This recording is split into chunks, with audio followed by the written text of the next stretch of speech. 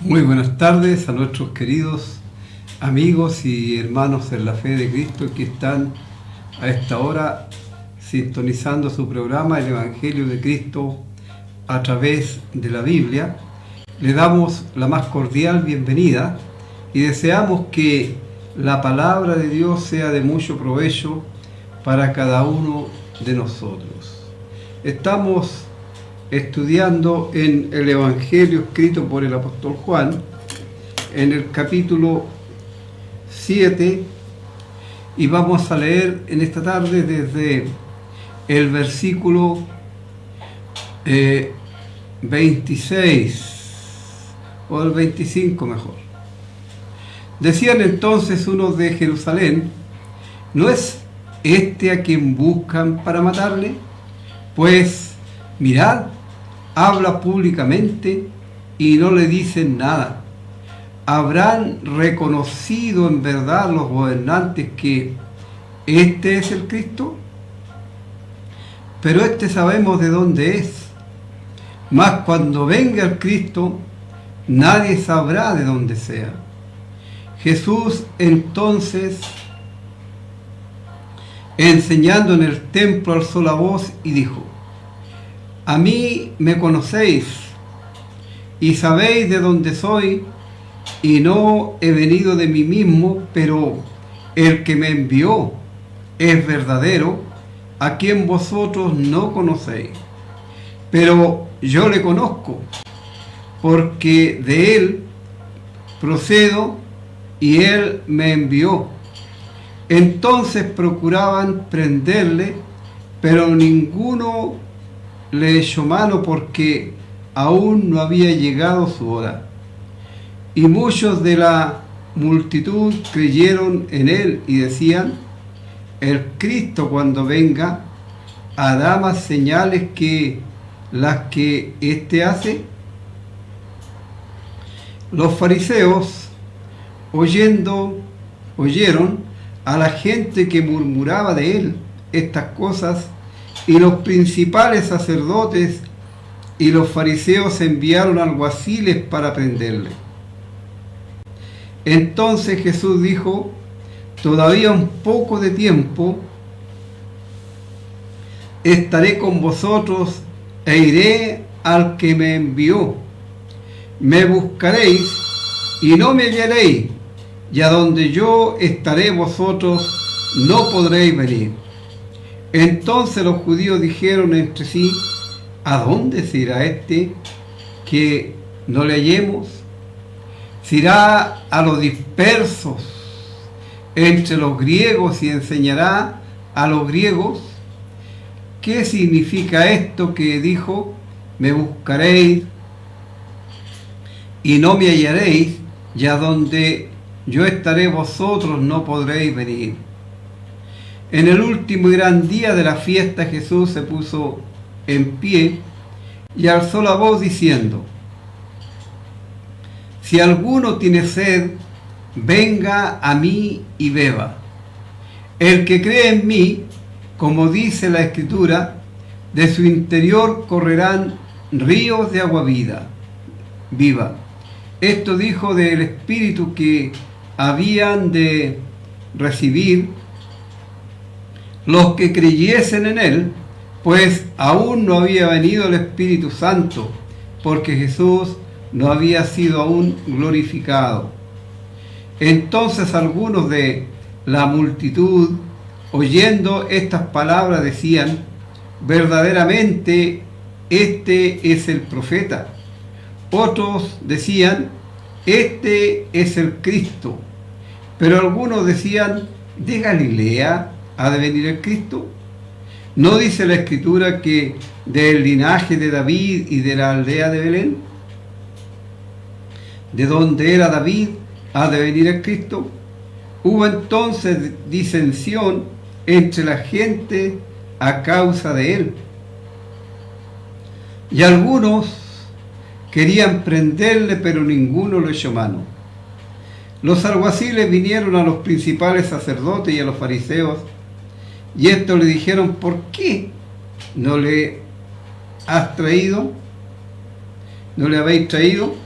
los alguaciles respondieron: jamás hombre alguno ha hablado como este hombre. Entonces los fariseos respondieron: ¿también vosotros habéis sido engañados? ¿Acaso ha creído en él alguno de los gobernantes o de los fariseos? Mas esta gente que no sabe la ley, maldita es. Le dijo Nicodemo, el que vino a él de noche, el cual era uno de ellos: ¿juzga acaso nuestra ley a un hombre si primero no le oye y sabe lo que ha hecho? Respondieron y le dijeron: ¿eres tú también Galileo?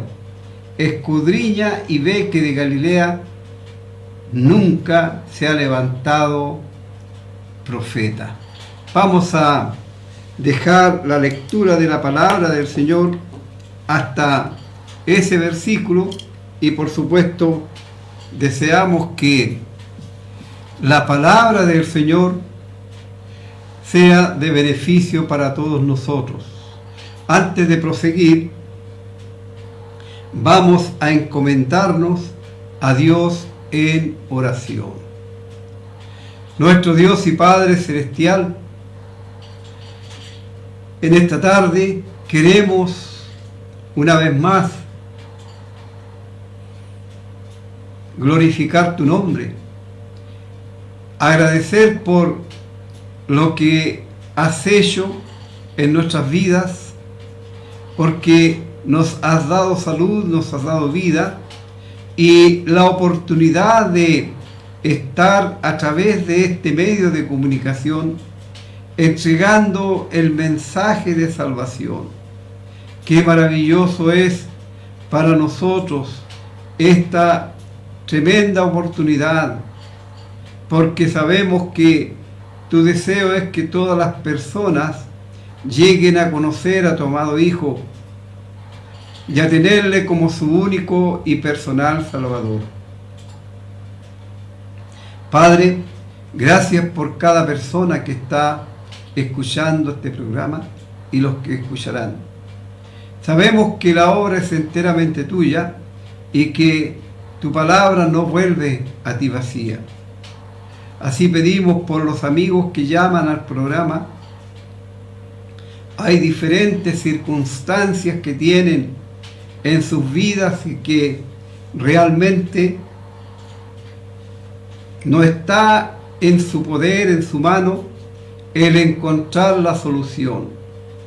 Pero ellos confían en el Dios eterno, quien puede y quien quiere ayudarles, quien quiere transformarles, quien quiere hacerles una nueva criatura, quien quiere que lleguen ellos a pertenecer a la familia de Dios. Queremos pues pedir por ellos, por los que están enredados en vicios, ya sea de alcoholismo o en la drogadicción, para que les ayudes a salir de eso o de cualquier otra esclavitud en la que les tenga Satanás. También queremos rogar por aquellos que están enfermos, delicados de salud, para que obres en sus cuerpos físicos conforme a tus propósitos. Queremos que ellos puedan sentir que el Dios nuestro se apiada, se compadece de ellos. También queremos pedir por señora Gina para que sigas orando en su cuerpo, que le mantengas tranquila, sin dolores, y si es tu voluntad, puedas sanarle. Por don Raúl, por sus nietos, sus hijos, también rogamos para que ellos sean protegidos por tu buena mano. También queremos rogar por los que trabajan, por los que le ayudan en este medio de comunicación, para que sean protegidos.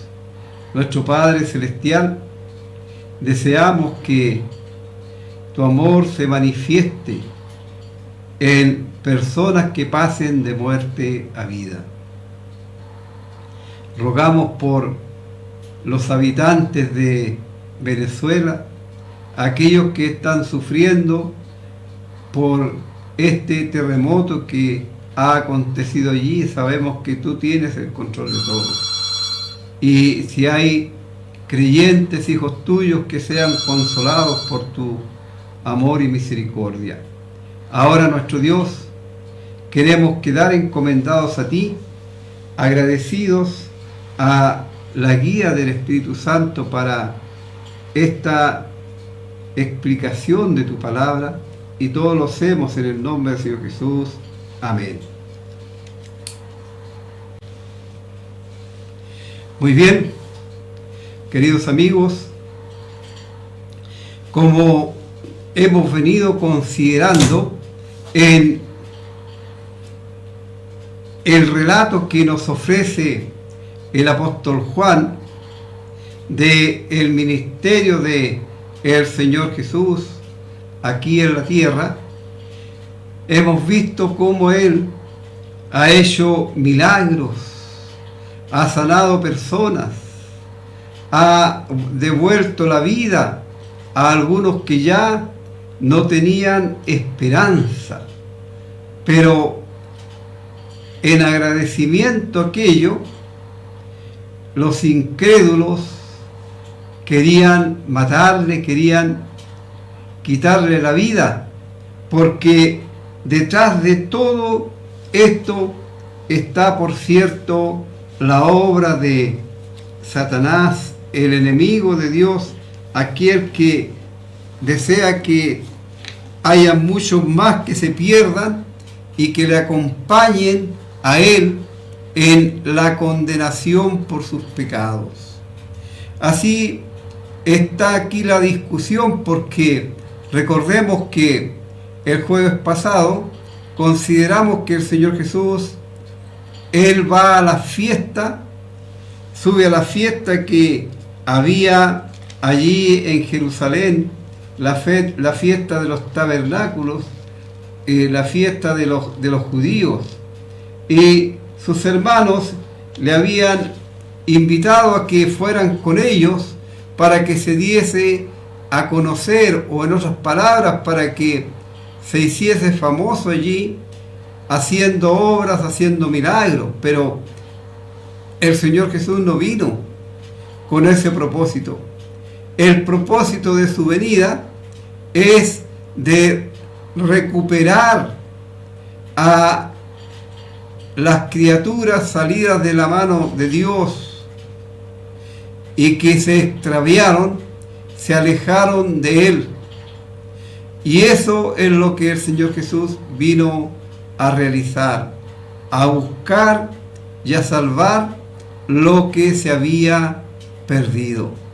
Así estaba muy lejos del pensamiento de lo que ellos creían o pensaban.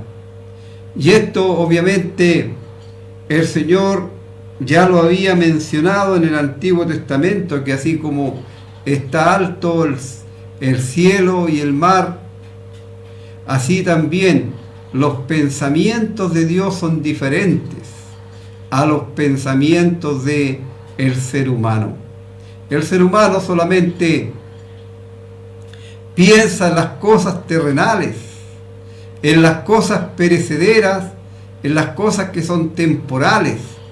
Pero Dios, Él tiene que ver con aquellas cosas que son eternas. Y aquí está el Señor, y la gente se extraña porque le ven libremente.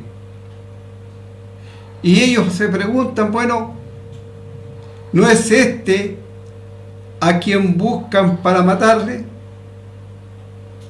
Pues mirad, habla públicamente y no le dicen nada. Y esto, para el pensamiento humano, ellos dicen, bueno, habrá creído o habrán reconocido en verdad los gobernantes que este es el Mesías o el Cristo, que es lo mismo. Pero no es que algún gobernante hubiera creído en él, sino sencillamente se trata de que el Señor Jesús, Él tenía que completar el programa de Dios, la obra de salvación, sin ningún inconveniente. El hombre no se iba a interponer entre las decisiones divinas, porque el hombre es carne solamente. Pero el Señor Jesús, Él era hombre perfecto y a la vez el Dios perfecto. Él había tomado cuerpo humano para cumplir con la obra de redención. Así, Él podía hablar libremente, y si Él hubiera querido, Él hubiera hecho muchas cosas allí y nadie hubiera podido impedírselo.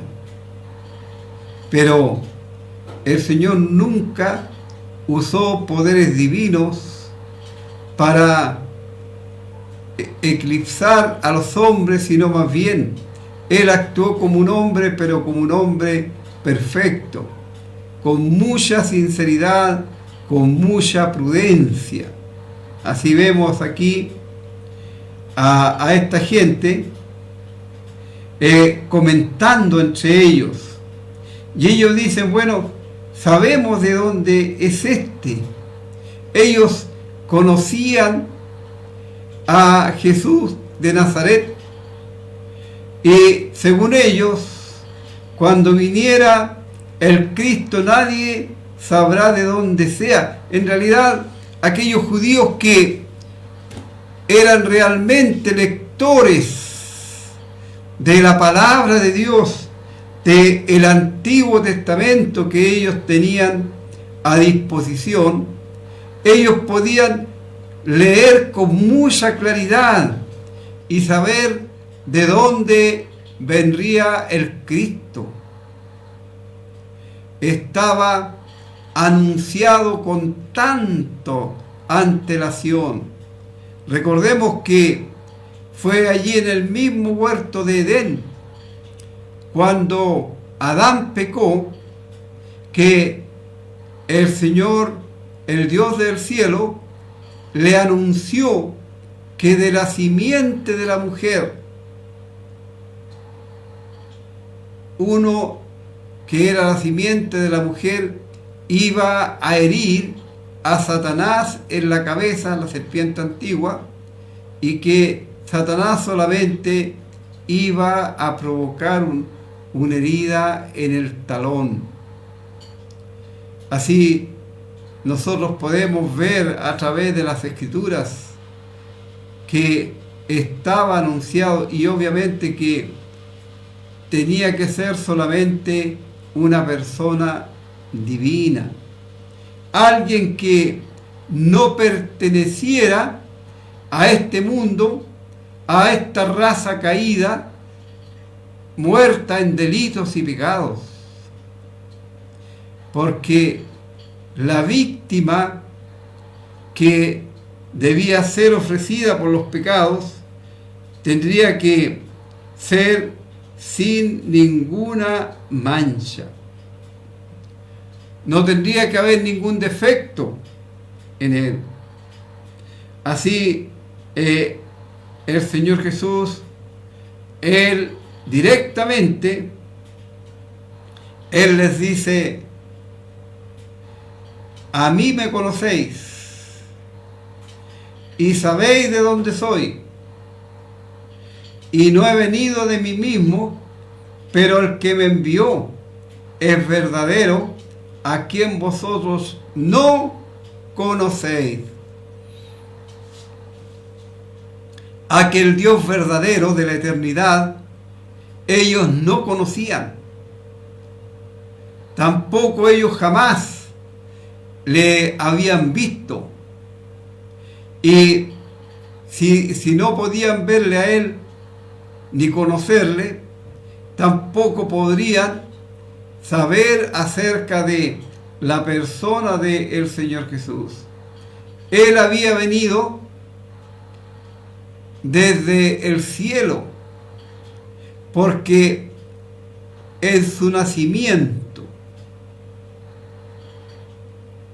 no hubo intervención humana de ninguna clase. No fue como nacemos todos los seres humanos. El nacimiento de el Hijo de Dios fue excepcional. El ángel Gabriel, él anunció a María y le dijo: el santo ser que nacerá será llamado Hijo de el Altísimo. El santo ser que nacerá. Esta palabrita que produce tanta contradicción en la religión, porque cuando se habla de santo, inmediatamente se está pensando en alguien que tiene una aureola sobre la cabeza. En las Escrituras, en la Biblia, la palabra santo significa solamente separado, apartado de las prácticas pecaminosas de este mundo para el servicio de el Dios eterno. Y el Señor Jesús, Él es santo por excelencia. Y Él por eso dice: ustedes no conocen a Dios. No le conocen. Pero yo le conozco. Porque de Él procedo y Él me envió. Y aquí vemos que en esta declaración que hace el Señor Jesús en voz alta, Él les dice a sus oyentes que ellos estaban equivocados en lo que pensaban sobre su origen. Fue enviado por Dios, quien se demostró fiel a sus promesas. Esta declaración de que ellos no conocían a Dios con su pretensión de tener un conocimiento especial del Dios eterno, por cierto, provocó a los oyentes y procuraban detenerlo, pero Dios puede atar las manos de los hombres, aunque no convierta sus corazones, porque Él puede usar a los hombres de acuerdo a sus santos propósitos. Así, luego dice: entonces ellos quisieron prenderle o tomarle de preso, pero ninguno le echó mano, porque aún no había llegado su hora. No era el tiempo en que ellos podían actuar libremente para apresar al Hijo de Dios para llevarle a la muerte. Aún no era el tiempo de Dios. Los tiempos de Dios son perfectos. En cambio, los tiempos de los hombres, no. Así, el Señor, con estas palabras, con este anuncio que Él hizo, muchos, dice, de la multitud creyeron en Él. Y decían: el Cristo, cuando venga, hará más señales que las que éste hace. En realidad, ellos creyeron algunas cosas que el Señor Jesús había estado enseñando, había estado diciendo, pero no llegaron a conocerle personalmente. Y ellos aún hablan de la venida del Mesías futura. Ellos no sabían, no se dieron cuenta que el Hijo de Dios realmente era el Mesías. Así, los sermones de Jesús convencieron a algunos de que Él era el Mesías, pero no tenían el valor de reconocerlo públicamente. No tuvieron la honestidad de decirlo de frente porque temían a aquellos que tenían cierta autoridad entre los judíos y que realmente ellos podían causar algún mal, algún daño a ellos solamente por el hecho de creer en el Señor Jesucristo. Así, el versículo 32 dice: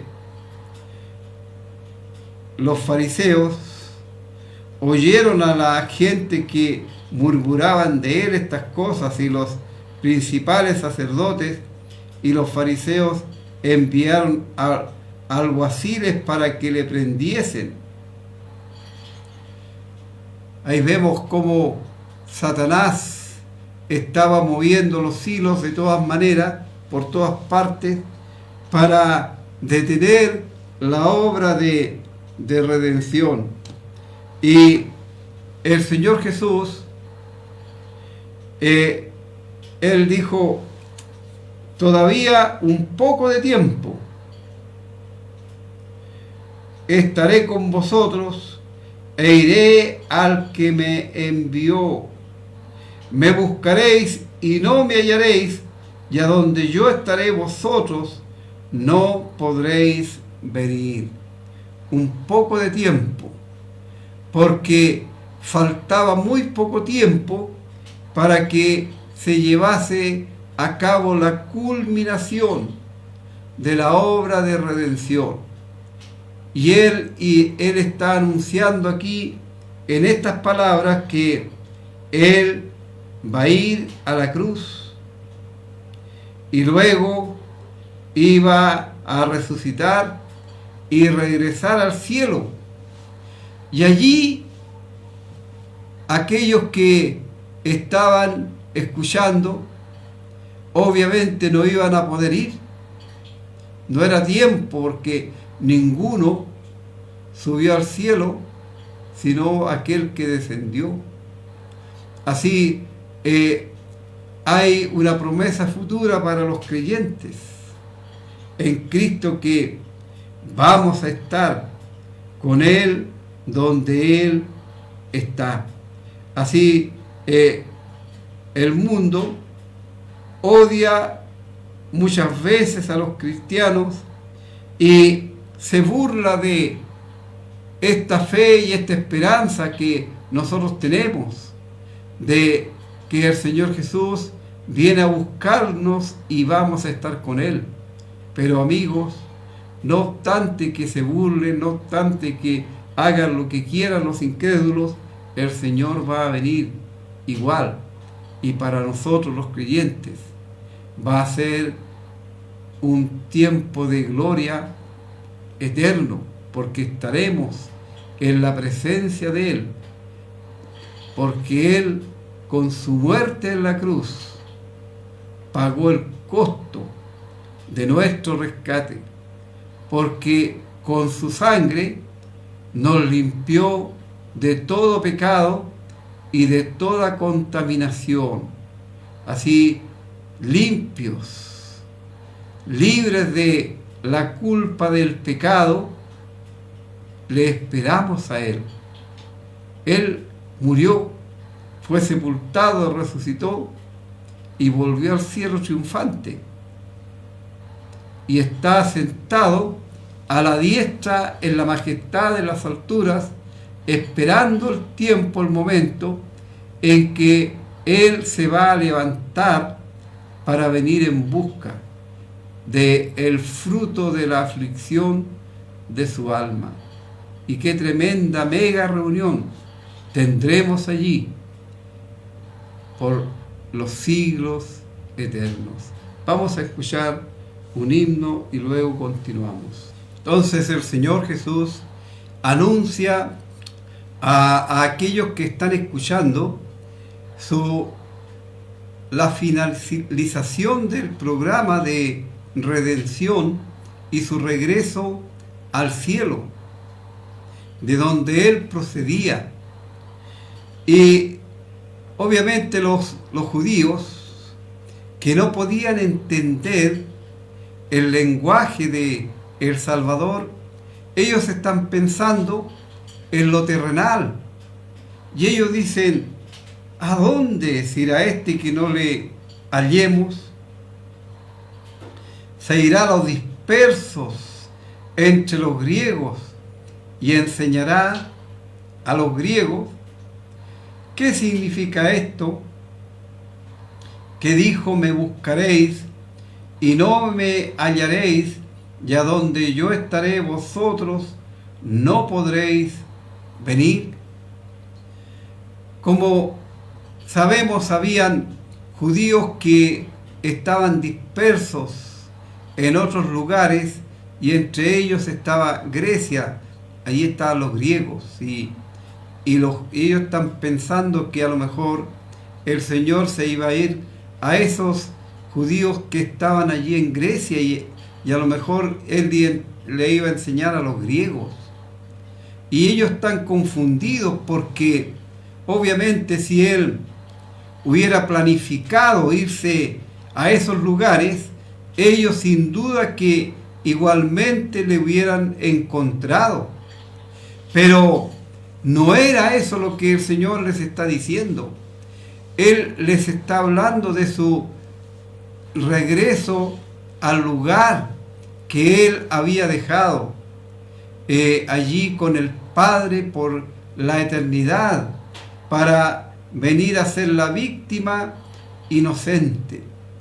Y no podían entender que ellos no podrían ir a ese lugar. Ahora, los creyentes sí tenemos acceso y vamos a ir a ese lugar, porque el Señor Jesús, con su muerte en la cruz, nos ha proveído un lugar en la casa del Padre.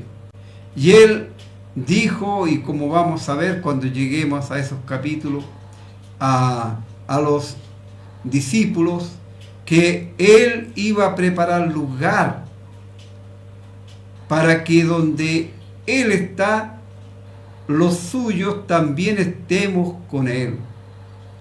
Pero, amigo, ¿qué es lo que hay que tener? ¿Cuál es el requisito? Porque siempre aquí hablamos de requisitos, de decretos y de muchas cosas que no entendemos a veces por qué se mencionan.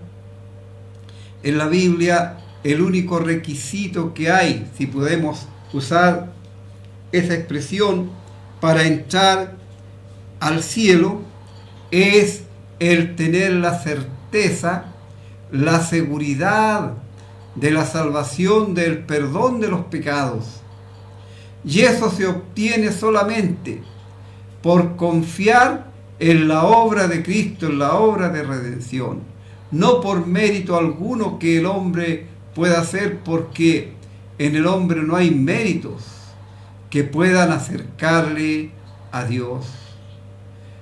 Si a través de la historia un solo hombre pudiese haber alcanzado el favor de Dios por sus méritos, por su buena conducta, por sus buenas obras, etc., no hubiera tenido que venir Cristo a morir en la cruz. Pero como no lo hubo, entonces tuvo que enviar el Dios eterno a su Hijo en propiciación por los pecados. Esa palabra propiciación tiene como significado que Él aplacó con su muerte en la cruz la ira de Dios en contra del pecado. Él pagó el costo de el rescate de cada ser humano que cree en Él, que se apropia de la obra de redención. No de personas religiosas, llámense evangélicas, católicas o como usted la religión que quiera mencionar, ¿no? Es por creer en Cristo. Es por aceptar que cuando el Señor Jesús estaba levantado entre el cielo y la tierra en aquella cruz, Dios tomó mis pecados, forma personal, y los puso en el cuerpo de Cristo sobre el madero. Querido amigo, ¿tú crees esto? ¿O acaso estás confiando que con alguna buena acción, con alguna buena obra, Dios te va a considerar y tú vas a pasar de muerte a vida? Eso no es lo que la palabra de Dios enseña. Querido amigo, tú tienes que atenerte a lo que la palabra de Dios dice, no a muchas cosas que los hombres, las religiones han inventado y que están llevando a las personas a la condenación eterna por cuanto no han arreglado el problema de sus pecados con el Dios de la eternidad a través de la obra de Cristo.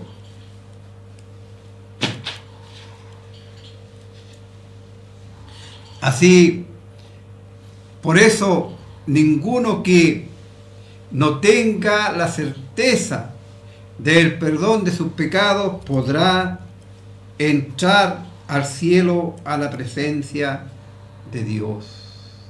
Solamente aquellos que han sido lavados, usando este término, ¿cierto?, en un sentido figurado, porque es cuando hablamos de la sangre de Cristo, no nos estamos refiriendo tanto al líquido rojo que provee la vida al ser humano, sino estamos hablando de su muerte en la cruz. Ese fue el costo de nuestro rescate, de nuestra salvación. No es por otra cosa. Nadie, dijo el Señor, puede venir al Padre si no es por mí. Yo soy el único camino. Nadie. El único mediador entre Dios y los hombres es Jesucristo hombre. Así, Él pudo y podemos nosotros contestar a esa pregunta, porque el Señor Jesús les dijo a esta gente y ellos no pudieron entender el significado de lo que Él estaba diciendo. Y ahí está el Señor en el templo, en la fiesta allí de los tabernáculos, y Él está enseñando libremente la palabra de Dios. Y pese a que están esos alguaciles enviados por los fariseos y los principales sacerdotes para prenderle, no, Él no tenía ese problema. Y en el último gran día de la fiesta, dice, Jesús se puso en pie y alzó la voz diciendo: si alguno tiene sed, venga a mí y beba. Y Él obviamente no está hablando de la sed que sentimos nosotros, que deseamos beber un poco de líquido, sino más bien de la fe espiritual, de la sed del alma, aquella sed que no la puede saciar nadie, solamente Dios, a través de su Hijo amado, el Señor Jesucristo.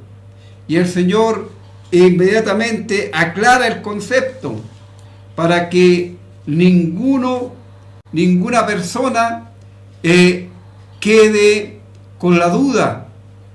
Y él enseguida dice en el versículo 38, el que cree en mí, vale decir, el beber del agua es lo mismo que decir el que cree en mí.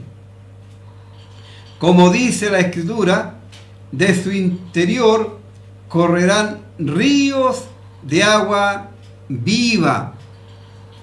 Y esto es muy interesante, porque luego el apóstol Juan aclara, esto dijo del Espíritu que habían de recibir los que creyesen en él, pues aún no había venido el Espíritu Santo, porque Jesús no había sido aún glorificado. Aquí hay una figura que se usa acerca del Espíritu Santo. Y voy a decir esto porque hay mucha confusión religiosa acerca de lo que es el Espíritu Santo. El Espíritu Santo es una persona. Es una de las tres personas de la deidad, de la Trinidad. Él es Dios. El Espíritu Santo es Dios, no como algunos enseñan que el Espíritu Santo es una fuerza que emana de Dios, o alguna actividad o alguna otro tipo de figuras que utilizan, pero el Espíritu Santo es Dios mismo. Ahora, ¿por qué el Espíritu Santo mora en el creyente? ¿Y cuándo ocurre esto? Bueno, cuando el pecador que está muerto en delitos y pecados entiende, comprende que en su condición va a la condenación eterna, pero que Dios quiere salvarle, que Dios quiere perdonarle, que Dios quiere rescatarle. Y para esto, Dios envió a su Hijo a morir allí en la cruz. Y para perdonar todos los pecados de aquellos que se apropian de su obra, de aquella obra sustitutoria, de aquella obra de expiación. Entonces, el Espíritu Santo hace la obra de transformación. Si alguno está en Cristo, nueva criatura es. Las cosas viejas pasaron, he aquí, todas son ellas nuevas. Y en esa nueva creación, porque allí muere la vieja naturaleza, obviamente, y recibimos la naturaleza divina. Y ahora, en ese cuerpo transformado por la gracia de Dios, en esa vida que ha sido radicalmente transformada, viene a morar el Espíritu Santo. Y el cuerpo de ese creyente ahora es templo de Dios y la habitación permanente del Espíritu Santo. Y hay gozo, hay regocijo en el creyente, porque precisamente entiende su nueva posición en Dios. Ahora es hijo de Dios. Antes, por naturaleza, era enemigo de Dios, pero ahora es hijo de Dios por recibir a Cristo como su Salvador personal. Así, el Espíritu Santo es el refrigerio para el creyente, porque cuando tenemos dudas acerca de algunas cosas, es el Espíritu Santo el que nos confirma, el que nos enseña, el que da testimonio a nuestro espíritu de que somos hijos de Dios y herederos de Dios y coherederos con el Señor Jesucristo. Así, querido amigo, esa es la posición de todo verdadero creyente. No es que va a haber otro Pentecostés, ya hubo un Pentecostés y el bautismo del Espíritu Santo se realizó una vez y es válido para todos los creyentes que pasen de muerte a vida. Hay muchos que piden ser bautizados en fuego. Mucho cuidado con eso, porque el bautismo en fuego es para los inconversos, para aquellos que se negaron a recibir a Cristo como su Salvador personal. Y eso tiene que ver con el castigo eterno. Cuando se anunció que el Señor Jesús, que venía detrás de Juan el Bautista, él bautizaba en Espíritu Santo y fuego, en esa oportunidad habían una multitud de inconversos y algunos creyentes. Por eso se mencionó el fuego allí. Pero luego, cuando el Señor solamente se reúne con creyentes, con discípulos, no hay mención alguna del fuego. Así, amigos, el Espíritu Santo es Dios que mora en el creyente.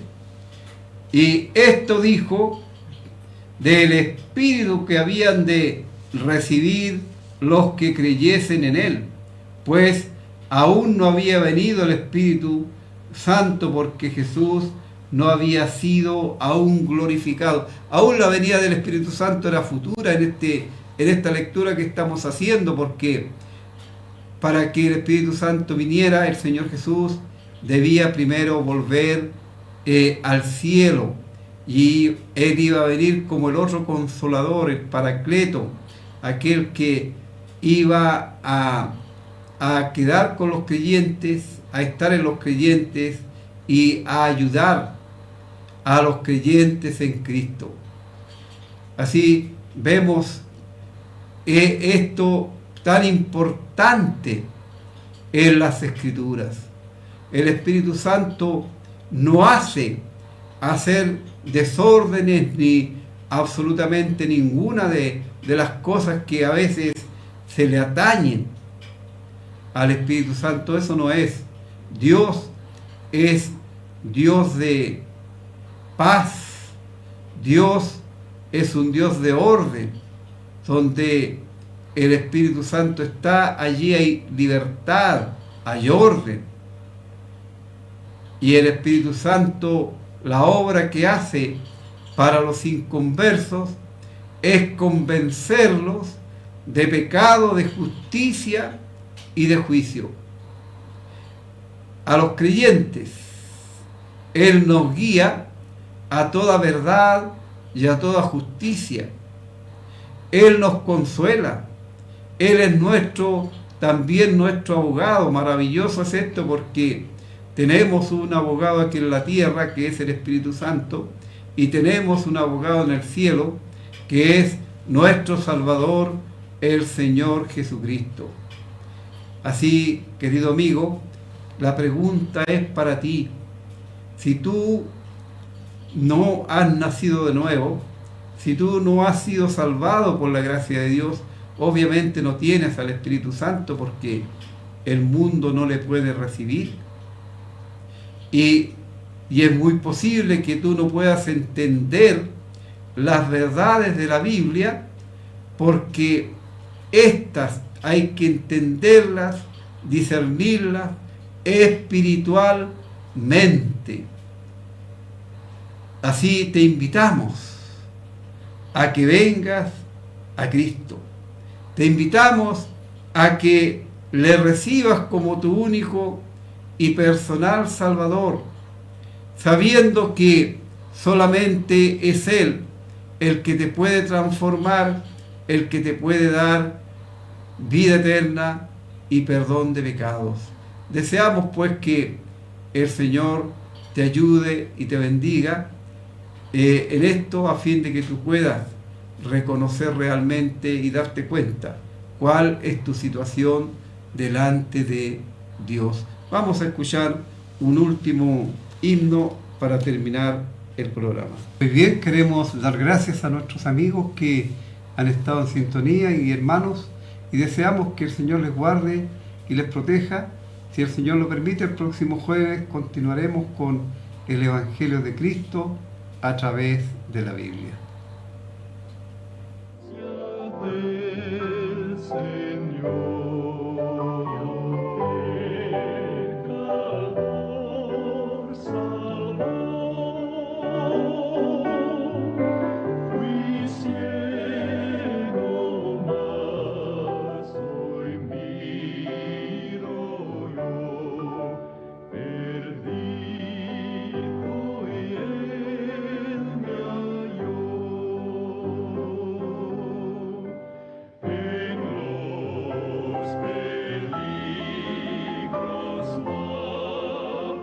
Affliction.